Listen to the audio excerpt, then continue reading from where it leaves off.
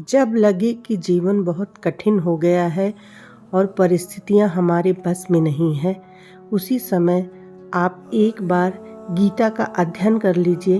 आपको सभी सवालों के जवाब मिल जाएंगे, क्योंकि गीता में श्री कृष्ण कहते हैं केवल डरपोक और कमज़ोर लोग ही चीज़ों को भाग्य पर छोड़ते हैं, लेकिन जो मजबूत खुद पर भरोसा करने वाले होते हैं वो कभी भी नियति या भाग्य पर निर्भर नहीं रहते। वे हमेशा कर्म करते रहते हैं। गीता के अनुसार सिर्फ दिखावे के लिए अच्छा मत बनो। वो परमात्मा आपको बाहर से नहीं बल्कि भीतर से भी जानता है, और जो आपको भीतर से जानता है उसके सामने दिखावा कैसा। श्री कृष्ण का कहना है कि मुश्किलें केवल बेहतरीन लोगों के ही हिस्से में आती हैं, क्योंकि बुरे लोगों के सामने परिस्थितियाँ क्योंकि वही लोग उसे बेहतरीन तरीके से अंजाम देने की ताकत भी रखते हैं, क्योंकि अच्छे लोग अच्छे काम को अच्छा अंजाम देते हैं। भगवान श्री कृष्ण कहते हैं कि जो व्यक्ति सभी कर्म को ब्रह्म को अर्पित कर देता है और आसक्ति को त्याग कर कार्य करता है, यानी आलस नहीं करता है, वो हर काम में सफल जरूर होता है।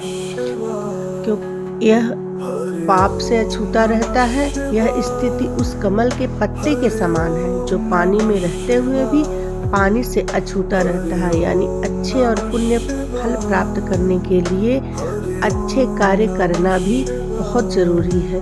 भगवान श्री कृष्ण कहते हैं कि मनुष्य को अपने आत्मा के द्वारा अपने को ऊपर उठाना चाहिए, अपने को नीचे गिरने नहीं देना चाहिए। आत्मा ही मनुष्य का सबसे बड़ा मित्र है, और यदि आत्मा पर विजय नहीं प्राप्त की तो आत्मा ही मनुष्य का सबसे बड़ा शत्रु भी बन जाती है, क्योंकि बुरे कर्म करने के बाद आपकी आत्मा ही आपको कोसती रहती है। श्रेष्ठ पुरुष जैसा अच्छा आचरण करता है, सामान्य लोग भी वैसा ही आचरण करते हैं।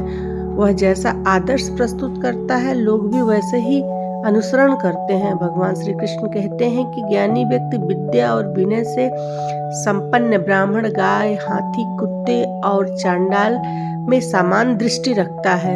यह संदर्शन का भाव है ही सच्चे ज्ञान का प्रमाण होता है। समान भाव सबके लिए रखने का उपदेश गीता में है। भगवान श्री कृष्ण कहते हैं कि मनुष्य किस तरह अपना नाश करता है। मनुष्य की मति क्रोध के कारण मारी जाती है, यानी मूढ़ हो जाती है।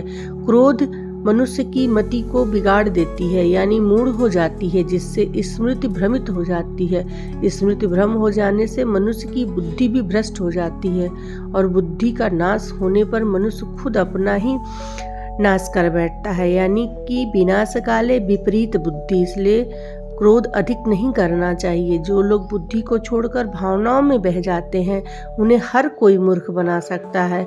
लोग कहते हैं ज़्यादा भावना में बहने से अच्छे और बुरे चीज़ों का ज्ञान नहीं रहता। जो आपका है वो आपको मिलकर ही रहेगा, फिर चाहे उसे छीनने के लिए पूरी कायनात एक हो जाए। गीता में बिल्कुल सटीक कहा है, आपका जो है